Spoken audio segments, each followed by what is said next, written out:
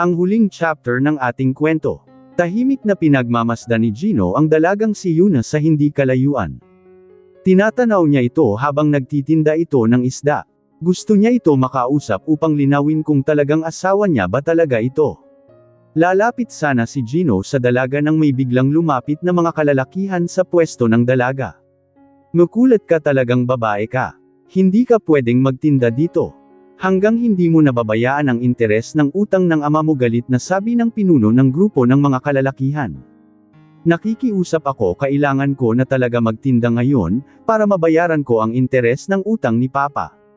Marami pa kasi utang si Papa na kailangan namin bayaran, pagdadahilan ni Yuna at nakikiusap ito. Ano pala tingin mo sa utang sa amin ng ama mo hindi kailangan bayaran? Dapat pinapakanabangan mo yang katawan mo, sayang lang ang ganda mo, hindi mo naman napapakanabangan. Pambabastos nito sa dalaga at sinampal siya ni Yuna ng isda sa mukha. Bastos ka, bakit hindi katawan mo ang ibinta mo at mapakinabangan pa yan ng mga isda sa dagat?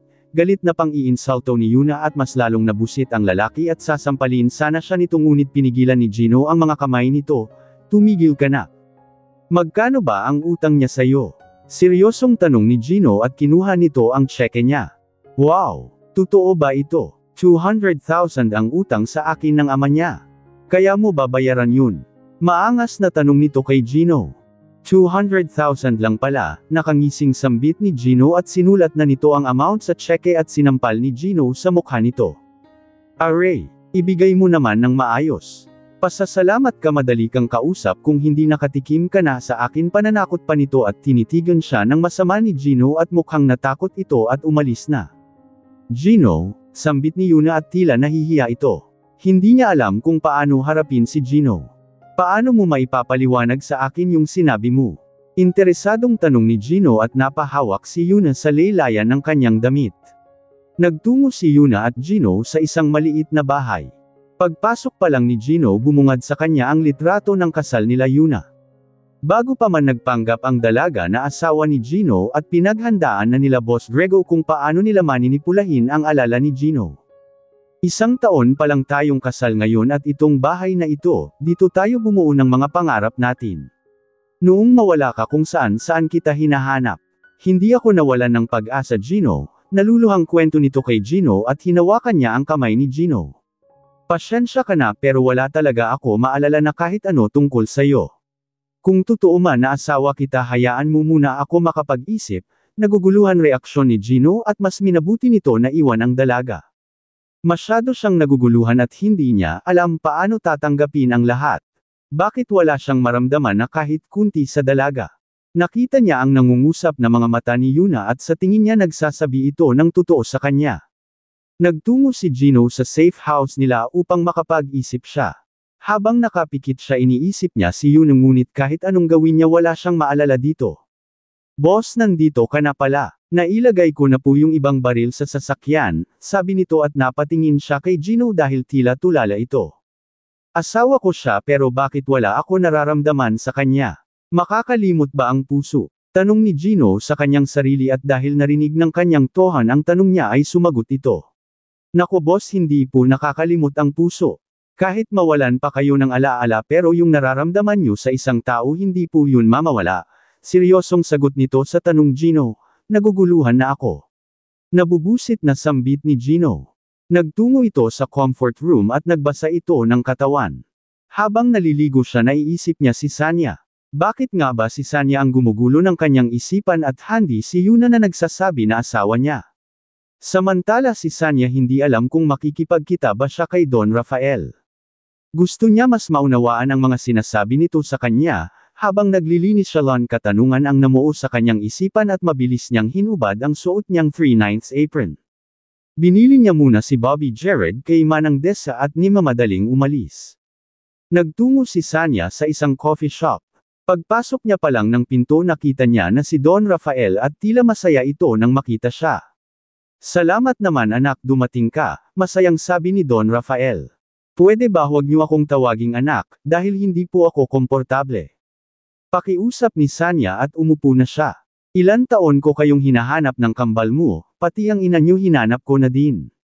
Nilayo kayo sa akin ng ina ni Gino. Pinalabas niya na si Gino ay anak ko. Natakot siya na baka malaman ko na nagkaroon ako ng anak sa ina niyo at iwanan ko siya.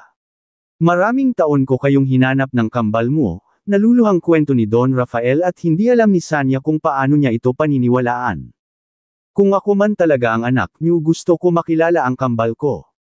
Mag-isa akong lumaban sa buhay.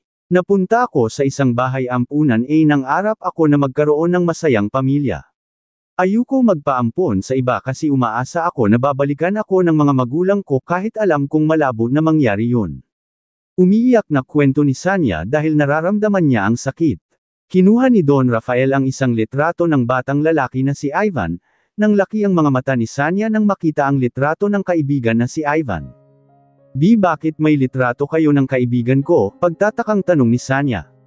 Siya ang kambat mo, pagpapakilala ni Don Rafael at mas lalong tumulo ang mga lumuha ni Sanya. Hindi siya makapaniwala na yung taong nakasama niya simula bata pa siya ay siyang kambal niya. Hindi niya alam kung ano ang mararamdaman niya dahil halo-halo na ito. Galit para kay Don Rafael at saya dahil nalaman niyang kambal niya pala si Ivan. Pasensya na po pero kailangan ko na po umalis, namamadaling sabi ni Sanya dahil hindi niya na kayang manatili pa doon. Tuldok. Hindi niya alam paano tatanggapin ang lahat ng kanyang nalaman. Paano niya tatanggapin ang isang ama na ubos ng sama at pinagbalakan siyang patayin. Umiiyak si Sanya habang nasa loob ito ng taxi. Tahimik siyang pinagmamasdan ng driver, inabutan pa nga nito ng panyo. Sige, iiyak mo lang yan, sambit ng driver na si Jero. Salamat. Pasyensya ka na kung dito ako umiiyak. Paghingi ni Sanya ng pasyensya at pinunasan niya ang luha niya, nang inayos niya ang kanyang hitsura tila nagulat si Jero, teka ikaw yung nasa flower shop. Tama ikaw ngayon masayang pagkakasabi ni Jero at napaisip si Sanya at naalala niya din na ito ang tumulong sa kanya noon. Kamusta ka na? Tanong nito kay Sanya habang nagmamaneho. Maayos naman. Nandito ka na din pala sa Maynila. Saad ni Sanya habang patuloy na pinupunasan ang kanyang mukha. Masayang nakapagkwentuhan ang dalawa kahit sa kunting oras lang. Hinatid ni Jero si Sanya sa mismong harap ng food house at masaya ito nagpaalam kay Sanya. Kinagabihan tahimik na nagtungo ang grupo nila Gino sa isang abandonadong warehouse. Sisirain nila ang transaksyon ni Don Rafael at kukunin nila ang mga produkto nito. Nagpalitan ang dalawang grupo ng kanilang mga dala. Nang makampirma nila na maayos ang kani-kanilang mga dala ay mabilis na magkasundo. Paalis na sana ang mga tohan ni Don Rafael ay agad lumabas ang grupo nila Gino at tinutukan nila ang mga tohan ni Don Rafael, walang nagawa kundi ibigay ang kanilang mga dala nila sa grupo nila Gino.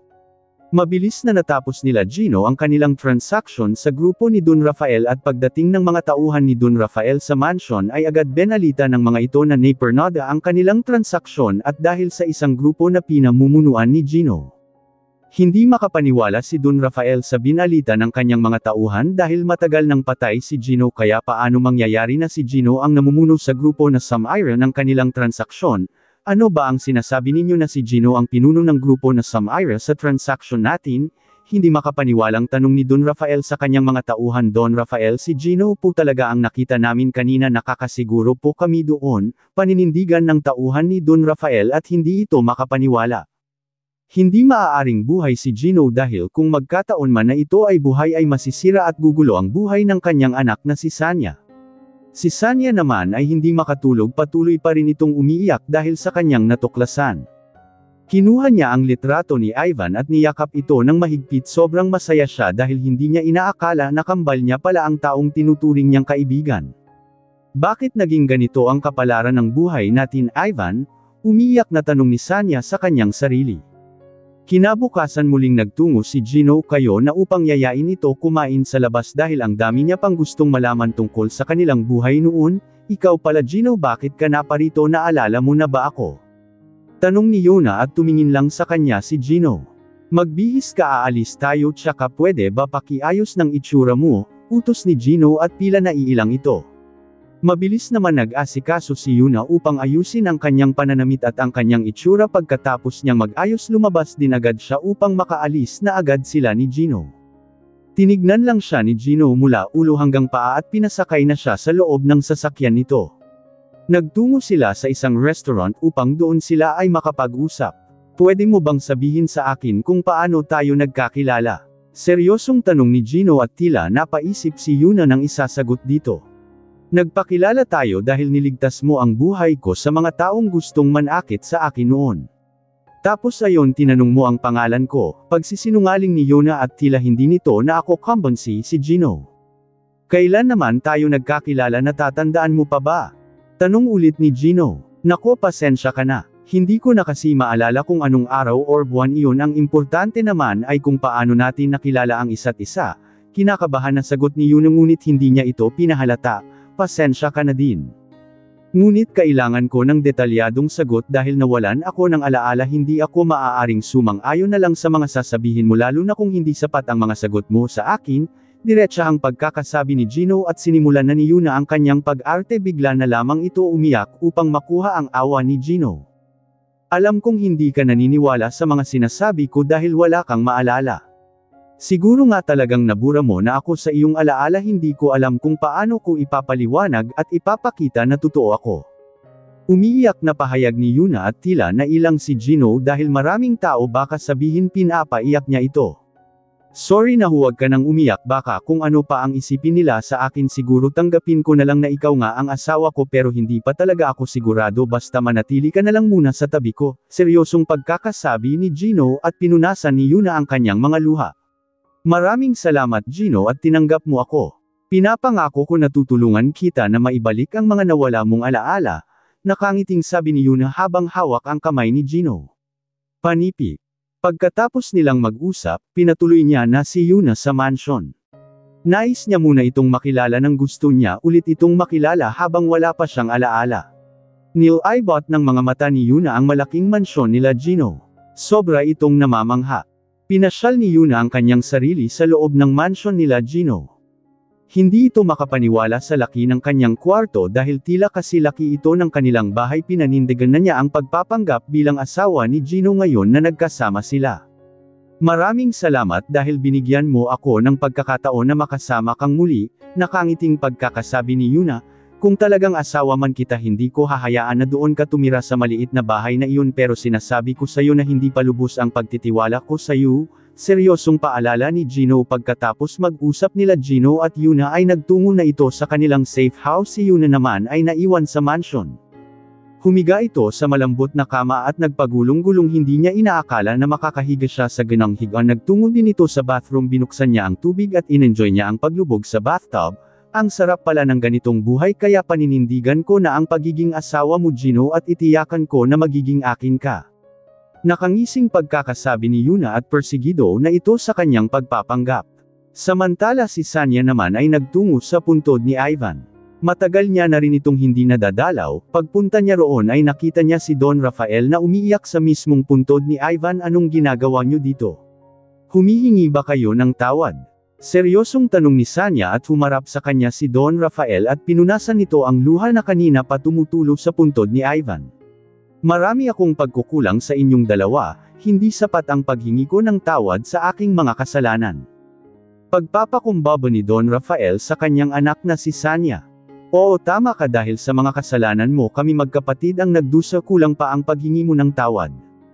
Huwag mo muna ipilit ang sarili mo sa amin dahil hindi ganon kadali tanggapin ang pagiging ama mo sa aming dalawa.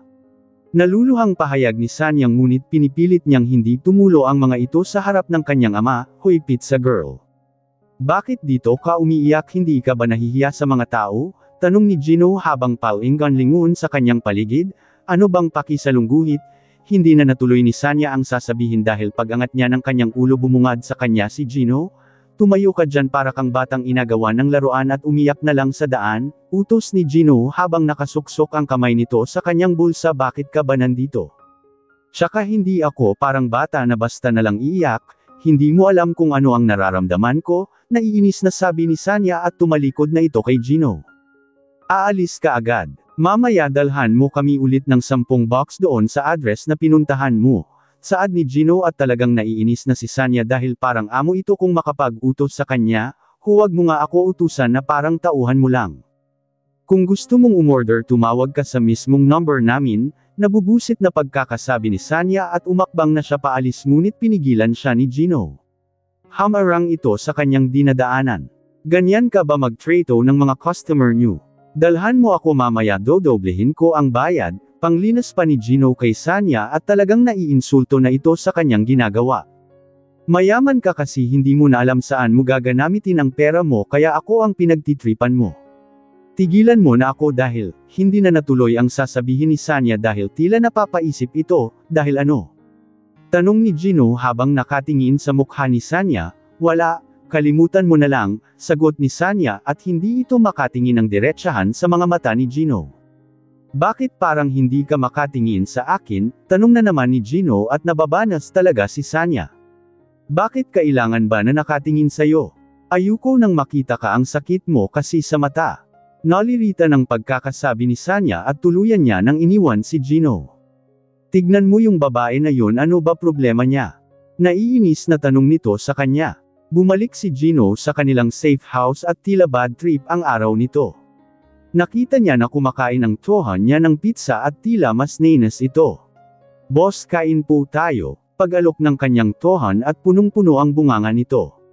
Umorder ka na? Tanong ni Gino na nakataas ang kilay. Opo boss, pero hindi po kay pizza girl, nakangiti pa nitong sagot. Umorder ka ng $20, utos ni Gino at nabigla ang tohan niya at nabulunan ito. Sino kakain ng $20 boss? Nagtatakang tanong nito.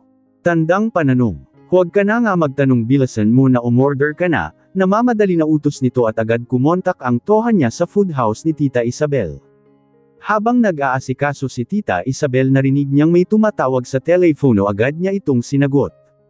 Masaya si Tita Isabel dahil sa wakas ay may pumasok din na order ngayon, ramdam niya kasi ang tumal kaya sobra pasasalamat niya. Pagkatapos asikasuhin ni Tita Isabel ang $20 ng pizza ay dumating si Sanya, pinakiusapan niya muna ito na ihatid mo na ang mga pizza. Pasyensya ka na Sanya, alam kong pagod ka pero wala kasi iba maghahatid nito. Nahihiya pang sabi ni Tita Isabel dahil alam niyang pagod si Sanya. Nako Tita Isabel, ayos lang po. Saan po ba ito ihahatid? Nakangiti pang tanong ni Sanya. Ito, tignan mo na lang. Inabot ni Tita Isabel ang isang maliit na papel, nakalagay doon ang address na paghahatiran niya. Natanggal ang ngiti ni Sanya nang malaman niya na si Gino na naman ang umorder. Siya na naman. Mahinang sabi ni Sanya. Ayos ka lang ba? Pag-alalang tanong ni Tita Isabel dahil nakita niya kung paano nagbago ang mood ng hitsura ni Sanya. Okay lang po tita, ako na po bahala. Sabay ngiting sagot ni Sanya at inaayos niya na ang mga pizza sa kanyang motor. Mabilis na nagtungo si Sanya sa safe nila Gino para makabalik din siya agad pauwi. Nang mag-doorbell na si Gino, agad-agad niyang binuksan ang pinto. Kala ko bukas ko pa kaya makapunta. Sarkastikong sambit ni Gino at pag-alit na inabot ni Sanya ang ilang box kay Gino. Kaya mo naman na yata ipasok yan mag-isa. Akin na ang bayad, may kailangan pa akong puntahan, pamamadali paghingi nito ng bahay? Baka pwede mo naman akong tulungan, nahihirapan na nga ako. Huwag ka mag-alala, hindi naman ako tatakbo. Pakiusap ni Gino at napabuntong hininga na lang si Sanya. Tinulungan niya si Gino na ipasok lahat ng pizza sa loob. Pagkatapos niyang gawin yun, hiningi niya ulit ang bayad. Akin na ang bayad, nagtitimping sabi ni Sanya. Dumukot si Gino ng pera sa wallet niya at inabot niya kay Sanya. Kukunin na sana ni Sanya ang pera, ngunit biglang tinaas ni Gino ang kamay niyang may hawak na pera. Abutin mo, nakangising sabi ni Gino at tumingin ng masama sa kanya si Sanya.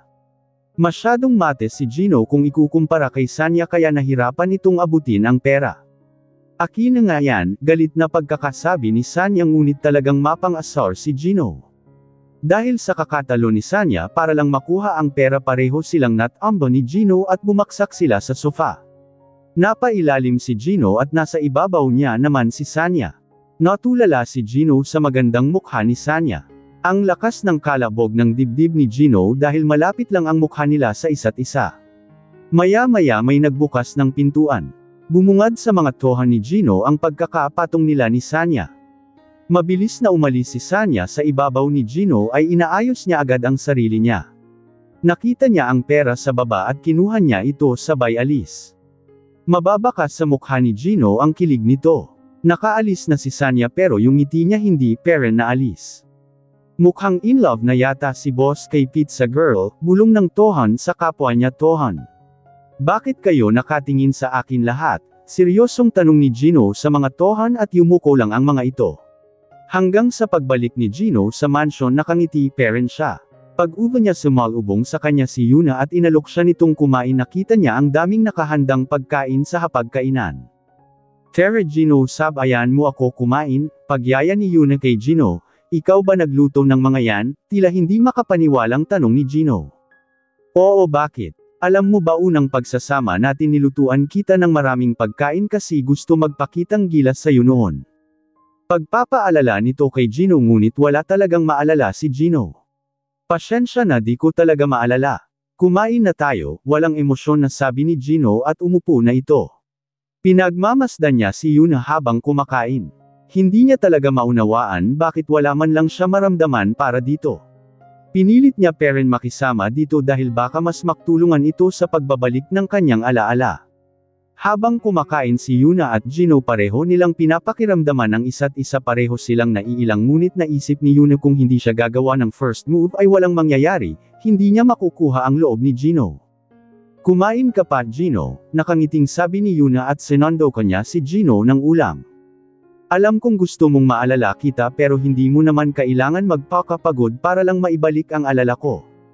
Ang dami mong niluto, alam kong nakakapagod. Seryosong saad ni Gino at mababakas sa mukha niya ang pag-aalala. Pasyensya ka na Gino, namimiss ko lang kasi kung paano kita alagaan noon. Tila malungkot nitong paghingi ng pasyensya. Pagkatapos nilang mag-usap, nagtungo na si Yuna sa kwarto niya. Susubukan niyang akitin si Gino dahil desperada na ito na mapa sa kanya si Gino. Pagkatapos niyang mag-shower, nagsuot siya ng manipis at maikling dress. Lumabas siya ng kwarto niya at nakita niya si Gino na nakatayo sa terrace. May iniisip ka ba? Nakangiting tanong ni Yuna at hinawi nito ang kanyang buhok. Napatingin sa kanya si Gino ngunit agad nito iniwas ang mga mata niya kay Yuna. Wala lang, nagpapalamig lang ako, sagot ni Gino at kinuha ni Yuna ang kamay niya at nilagay nito sa dibdib niya.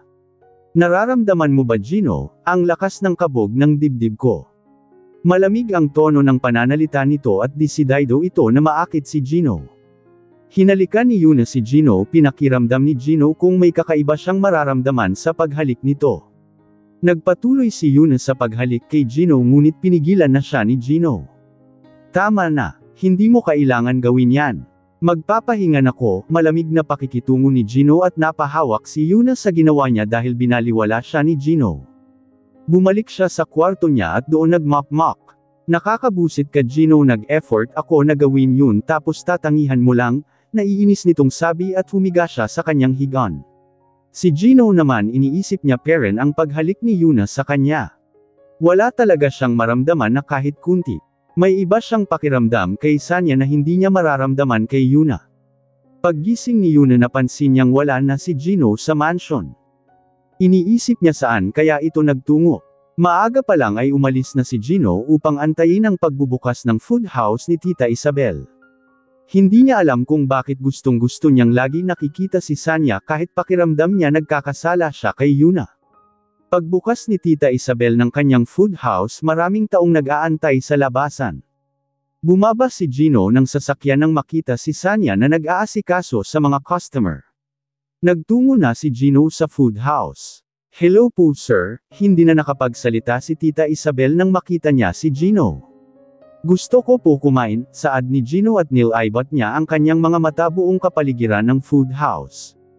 Gino, nagulat na sambit ni Tita Isabel, hindi niya inaakala na buhay pa ito. Kilala niyo po ako, seryosong tanong ni Gino at biglang sumingit si Sanya sa kanila upang pigilan ang pagsalita ni Tita Isabel. Paano ka naman niya makilala, ngayon ka lang naman pumunta dito? Pagsingit ni Sanya kila Tita Isabel at Gino, tama siya, paano nga pala kita makilala, ngayon ka lang pumunta dito? Sige Sanya, ikaw na bahala sa kanya. Pagsangayon na lamang ni Tita Isabel, bakit ka nandito? Tanong ni Sanya at umupo si Gino sa isang bakanteng upuan. Ano ba ginagawa ng mga tao dito? Kumakain di ba? Sarkastikong sagot ni Gino at umupo ito ng naka-deck 4. Ano ba kakainin mo? Nagtitimping tanong ni Sanya. Bigyan mo ako ng lahat ng luto niyo. Nakangiting tugon ni Gino at napangisi lang si Sanya.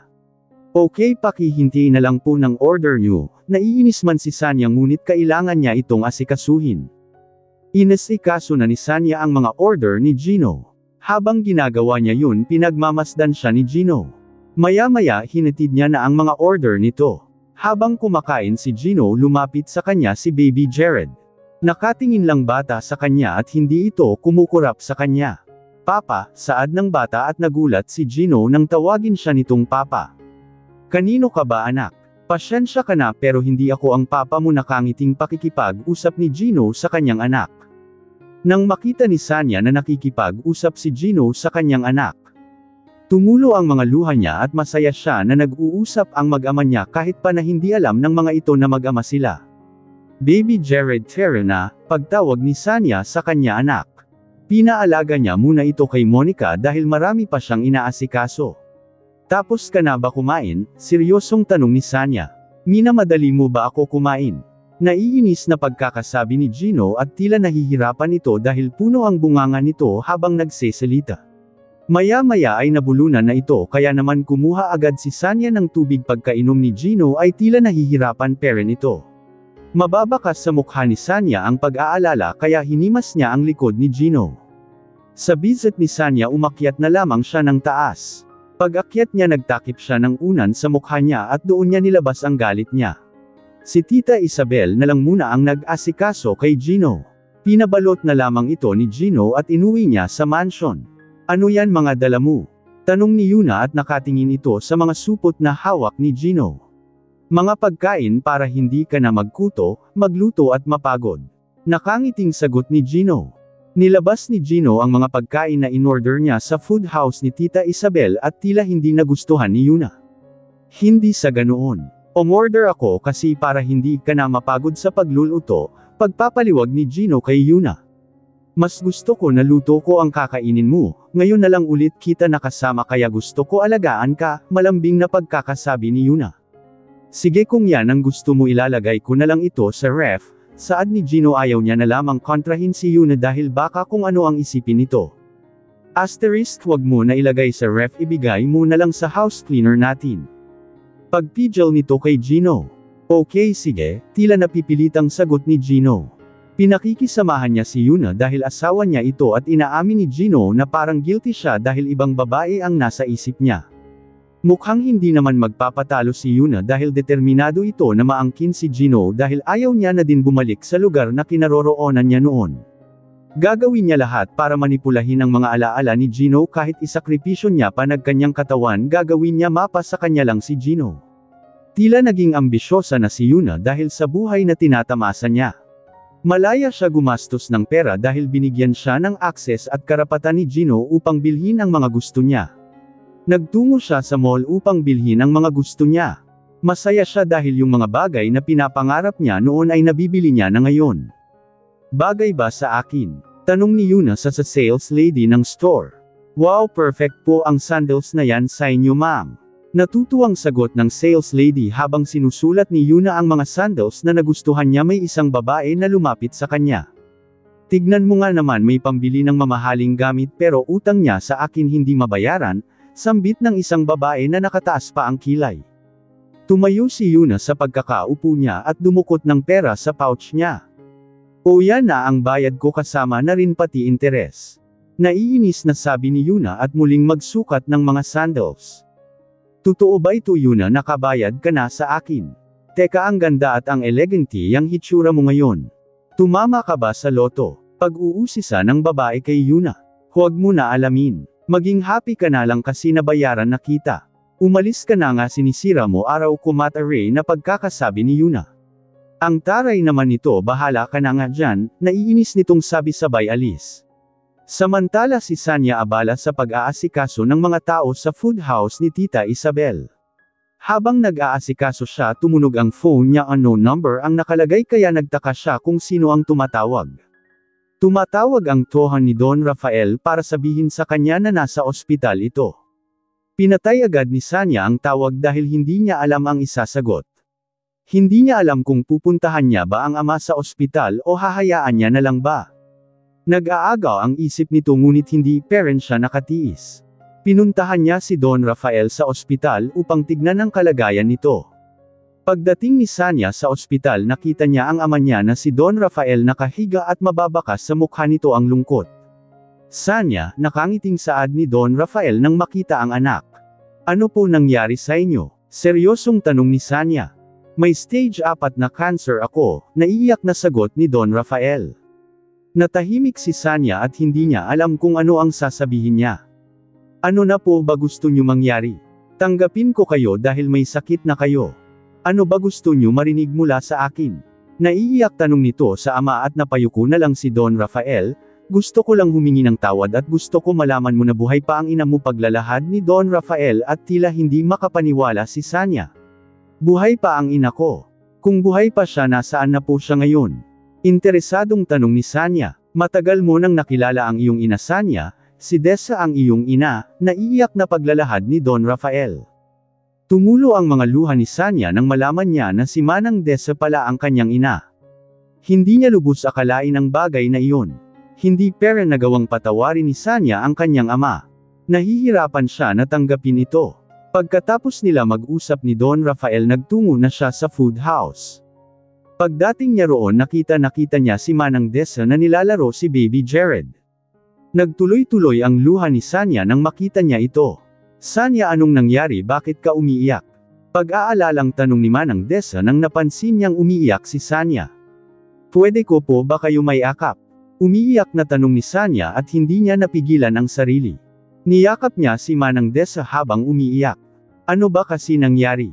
Magsabi ka, may nang-away ba sayo? May nanakit ba? Sunod-sunod na tanong nito, bakit ka umiiyak Sanya, may nangyayari ba dito?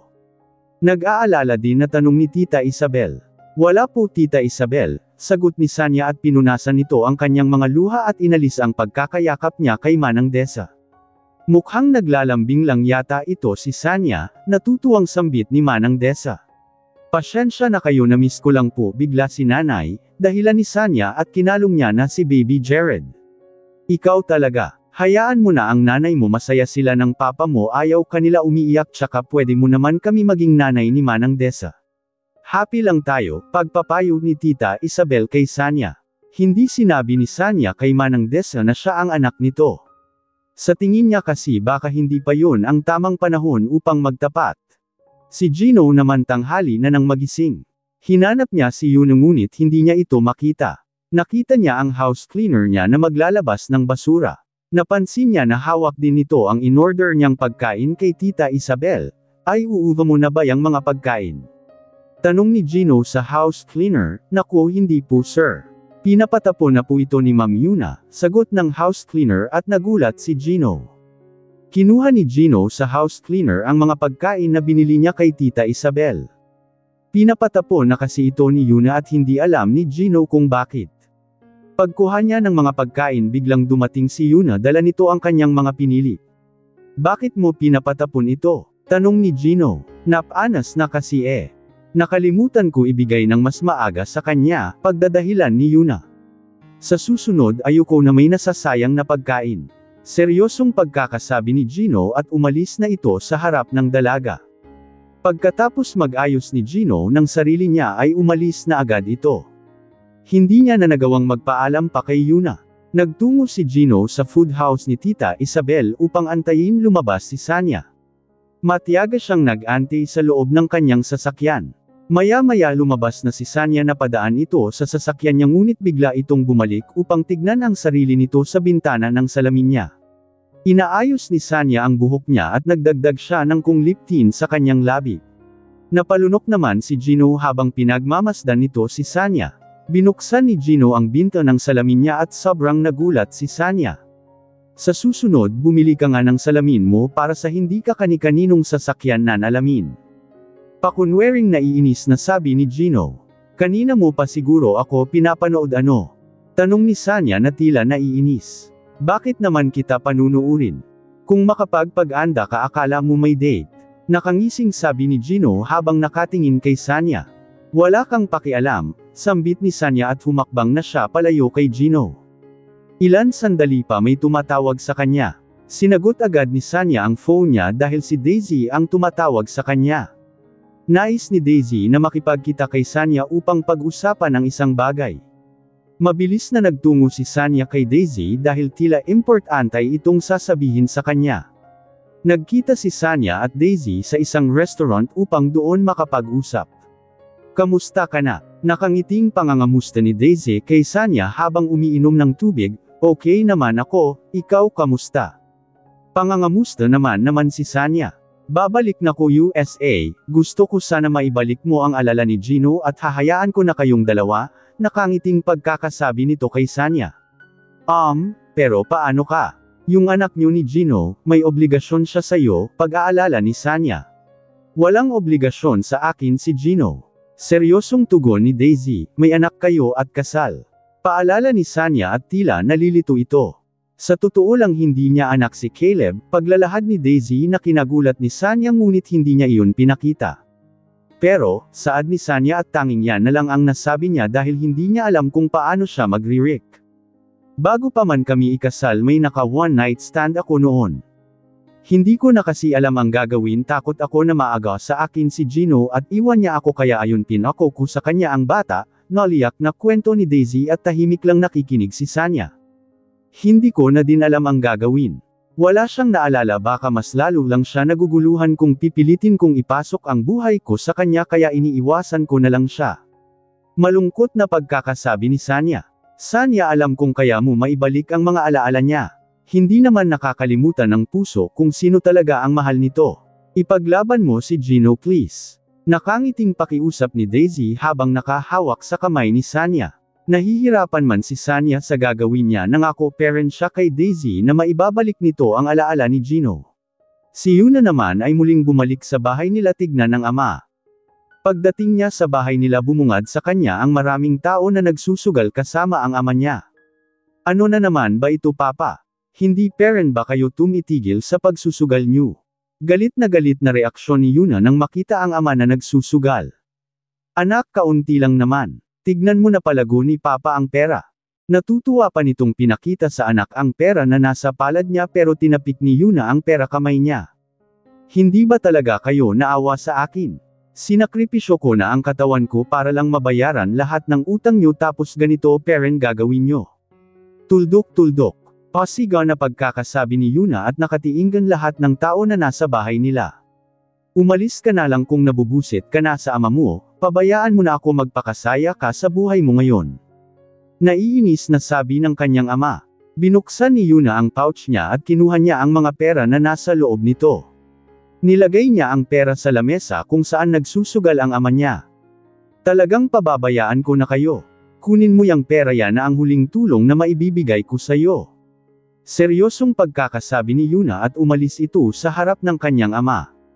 Umiiyak na umalis ang dalaga at pinilit niyang hindi umiyak sa harap ng kanyang ama. Pag-uwi ni Yuna sa mansion bumungad sa kanya si Gino na nakaupo sa sofa. "Saan ka galing?" bungad na tanong ni Gino kay Yuna. "May binisita lang ako sa amin," sagot ni Yuna. "Pasyensya ka na kung wala ako time sa'yo itong mga nakaraan araw. Gusto mo ba lumabas tayo ngayon?" bigla ang pagyaya ni Gino. "Talaga ba? Sige, mag-aayos lang ako." Natutuwang reaksyon ni Yuna dahil sa wakas ay niyaya na siya lumabas ni Gino. Nagtungo si Yuna at Gino sa restaurant kung nasaan ang si Sanya at Daisy. Naiwan si Sanya sa restaurant dahil nagtungo pa siya sa comfort room samantala si Daisy ay nauna nang umalis. "Wow, ang sosyal naman dito Gino," namamangha sabi ni Yuna habang pinapasyal niya ang kanyang paningin sa paligid ng restaurant. "Hindi pa ba kita naipunta dito noon?" tanong naman ni Gino. "Oo, hindi mo pa ako naipupunta dito noon pero kahit ganoon masaya parent naman ako," natutuwa parent itong tugon kay Gino. Paglabas ni Sanya sa comfort room nakita niya si Gino at Yuna. Napatingin din sa kanya si Gino ngunit nagpatuloy na lang siya sa kanyang paglakad. "Kilala mo ba siya?" tanong ni Yuna dahil nagtaka siya sa pagtama ng mga mata ng dalawa. "Hindi," maikling sagot ni Gino at narinig ni Sanya yon at tuluyan na itong umalis. "Okay, pwede ba ikaw na lang umorder, pupunta lang ako ng comfort room," pakiusap ni Yuna at nagtungo na siya sa comfort room. Pag-uwi ni Sanya nagtungo siya agad sa kwarto at doon niya iniyak lahat ng sakit na nararamdaman niya. Pumasok si Monica sa kwarto at nakita siya nito umiiyak. "Iniiyakan mo na naman ba ang ama ni Baby Jared?" nag-aalalang tanong ni Monica. Wala kasi talagang pag-asa na maging masaya kaming tatlo, umiiyak na sagot ni Sanya. Aminin mo na kasi na siya ang ama ni Baby Jared. Pinapahirapan mo pa ang sarili mo, tila naiinis na sabi ni Monica, kahit sabihin ko pa sa kanya na may anak kami hindi niya rin naman kami maalala. Katwiran ni Sanya at nagpatuloy na lamang siya sa pag-iyak. Samantala si Yuna at Gino ay nakauva na din sa mansion.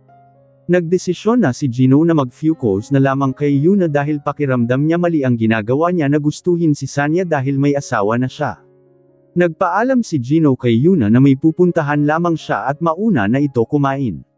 Nagtaka si Yuna dahil bakit tila namamadali ito.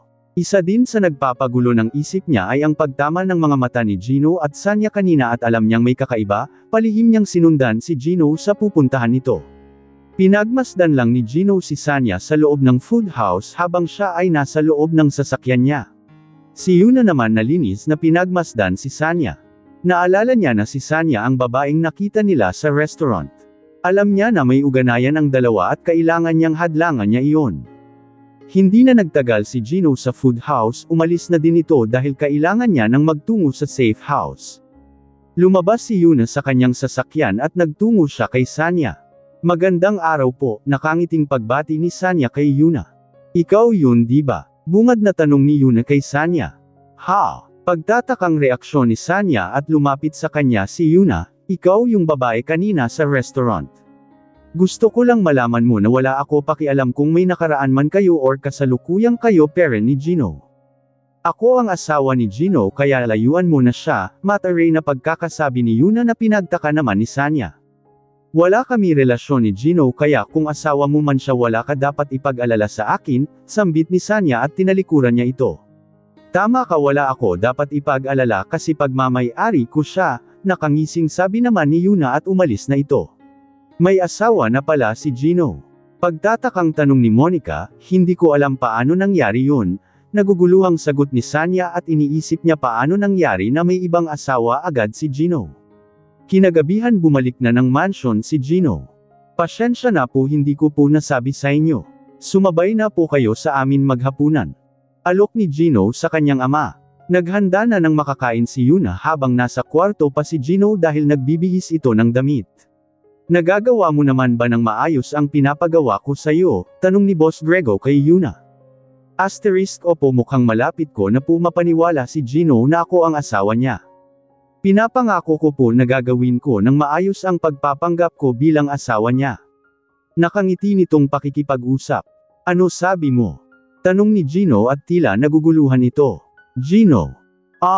Hindi na magawang makapagsalita pa ni Yuna dahil mukhang narinig ni Gino ang usapan nila. Nagpapanggap ka lang pala na asawa ko. Tsaka ano ito papa? Nagtulungan kayo para gawin akong tanga, galit na sabi ni Gino. Gino, ginawa ko lang naman ito para makalimutan mo na yung nakaraan mo, mga tao na naging bahagi ng nakaraan mo kasi mahihirapan tayo makapag-higantay kay Don Rafael. Tuldok. Unawain mo naman ako, pagpapaliwag ni Boss Grego sa anak. Hindi ko pwedeng kalimutan ang mga taong naging bahagi na ng buhay ko, niloko niyo ako.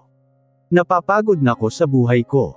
Kung gusto niyo maghigantay kay Don Rafael kayo na lang po ng mga tohan niyo, pahayag ni Gino sa kanyang ama at umalis na ito. Habang nagmamaneho si Gino umiiyak ito dahil hindi niya akalain na gawa siyang lokohin ng kanyang ama. Isang babae naman ang muntik na niya ng masagasaan, mabuti na lang mabilis niyang nahinto ang sasakyan niya. Paglabas ni Gino sa sasakyan nakita niya ang isang babae na tila lasing. Hindi makapaglakad ng tuwid sa Monica sa daan ngunit nakilala pere niya si Gino. Gino, ikaw ba yan? Ikaw bizat ka, lagi mo nalang pinapaiyak ang kaibigan ko. Huwag ka na pupunta ng food house. Nasasaktan mo lang ang mag-ina mo, umiiyak na sabi ni Monica at nagulat si Gino sa sinabi nito sa kanya. Ano mag-ina ko? Nagtatakang tanong ni Gino. Oo. May anak kayo ni Sanya kaya sana kung hindi mo lang din siya maalala lumayo ka na lang. Nang marinig ni Gino ang mga yun agad siyang sumakay ng sasakyan niya upang magtungo sa food house ni Tita Isabel. Pagpunta ni Gino sa food house nakita niya na nagliligpit na si Sanya mga gamit. Pizza girl, saad ni Gino at agad lumingon si Sanya, bakit nandito ka na? Hindi na natuloy ni Sanya ang sasabihin dahil bigla siyang niyakap ni Ginam. Kahit hindi kita maalala, alam kong special ka sa akin, nararamdaman ko yon. Hindi na importante kung naalala man kita o hindi, basta alam kong mahal kita. Naiiyak na mga pahayag ni Gino at hinalikan nito si Sanya. Tumulo ang mga luha ni Sanya ng mga sandaling iyon. Gino, hindi ko alam kung kaya na ba natin na ipaglaban natin ang mamahalan natin, tila natatakot na sabi ni Sanya. Antayin mo ako, pinapangako ko babalik ako, may kailangan lang akong tapusan, sambit ni Gino at humalik ito sa noo ni Sanya. Nagmamadali umalis si Gino at bumalik sa mansion. Bumalik si Gino sa mansion upang palayasin si Yuna dahil wala na itong karapatan pang tumira doon. Ano pa ginagawa mo dito? Naiinis na tanong ni Gino kay Yuna nang makita niya ito nakaupo sa sala. Gino, pwede ba mag-usap muna tayo? Pakikiusap ni Yuna at hinawakan nito ang kamay ni Gino. Tumigil ka na. Ang lakas ng loob mo na linlangin ako. Lumayas ka na hanggang nakakapagtimpi pa ako. Galit na pagkakasabi ni Gino at tumulo ang mga luha ni Yuna. Nagawa ko lang naman yun dahil kailangan ko ng pera para makabayad sa mga utang ng ama ko. Pagpapaliwag ni Yuna, ngunit hinawakan ni Gino ang braso niya at pinalabas siya ni Gino sa labas ng mansion. Wala nang nagawa si Yuna kundi umiyak at magsisi sa mga ginawa niyang panloloko kay Gino. Nang malaman ni Gino ang panloloko ng kanyang ama ay pinili niya na rin na makapag-isa. Hindi na rin muna siya nagpakita. Si Daisy naman ay nakatakdang umalis sa patungong USA. Hindi niya naninais pa na muling makita pa si Gino. Kinabukasan, habang naglalaro si Sanya at ng anak niyang si Baby Jared, nagulat siya nang makita si Jero. Nakatayo lang ito at pinagmamasdan silang mag-ina.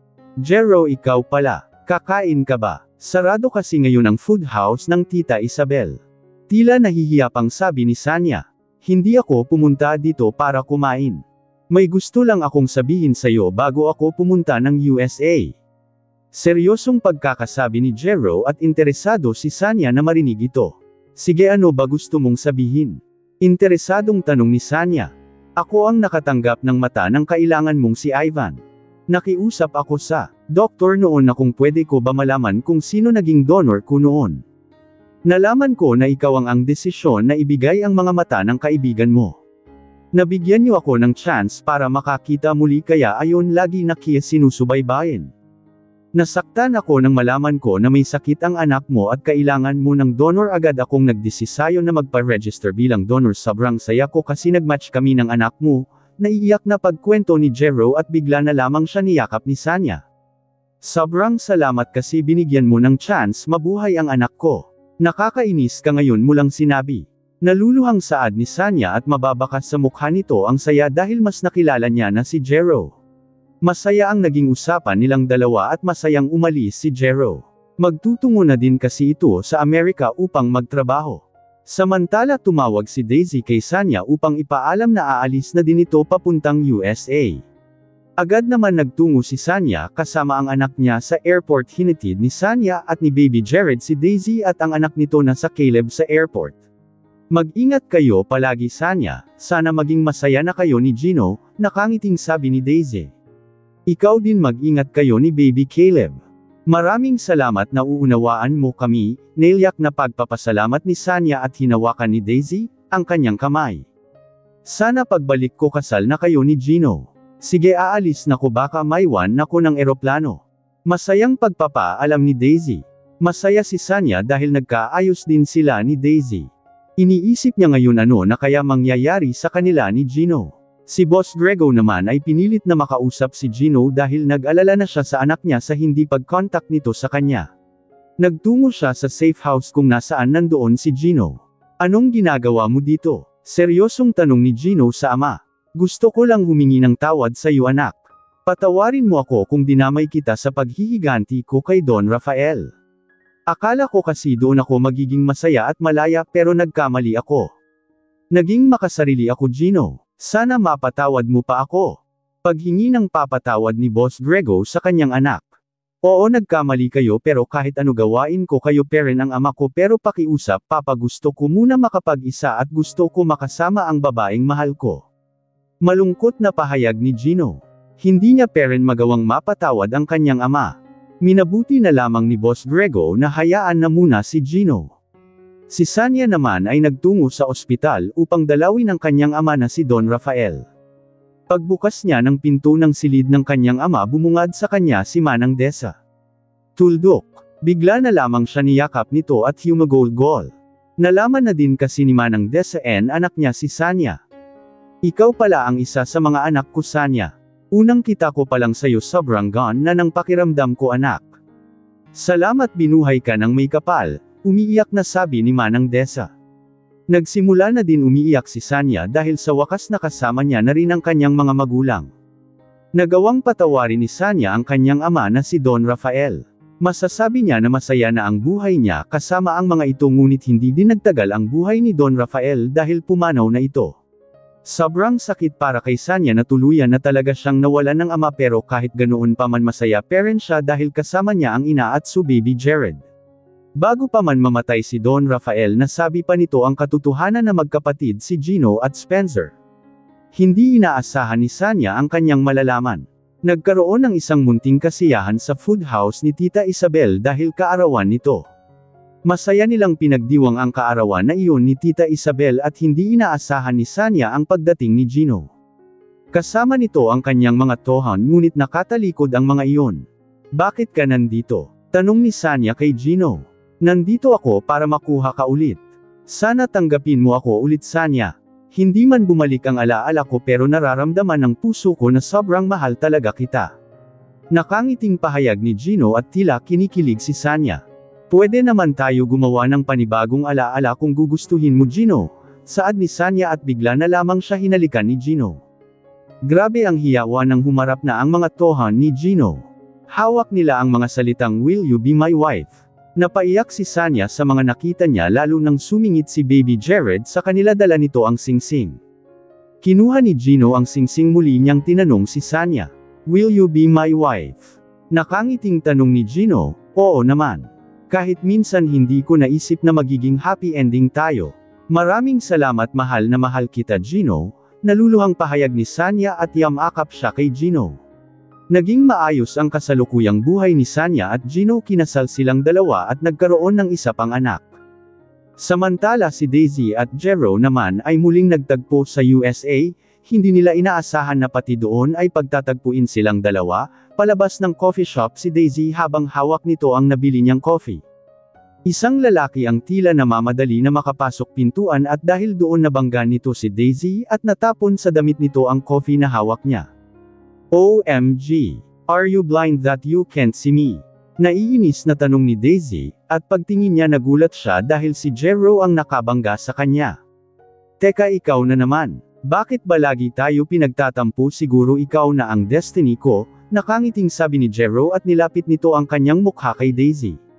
Mangarap ka, umalis ka nga sa harap ko. Naiinis na sambit ni Daisy at sumakay na ito sa sasakyan niya. Nagbago din sa wakas ang takbo ng buhay nila. Nagawang ipaglaban ni Sanya at Gino ang kanilang pagmamahal at masaya na din sila namuhay kasama ang mga anak nila. Samantala wala na naging balita kay Spencer simula bumalik ito ng Thailand. Kahit ganoon pa man, hindi nakakalimutan ni Sanya ang nagawang tulong sa kanya ni Spencer. Sa buhay pag-ibig may paghihirap talaga na madadanasan, pero kailangan yung maging matatag. Wala naman pekpektong pagsasama at pamilya, may hindi pagkakaunawaan, pero matuto tayong magpatawad, para naman yun sa ating katahimikan. Masarap mabuhay ng walang galit sa puso. Hanggang sa muli, maraming salamat po sa tiwala at pakikinig sa aking munting channel. Mag-iingat po kayong lahat palagi.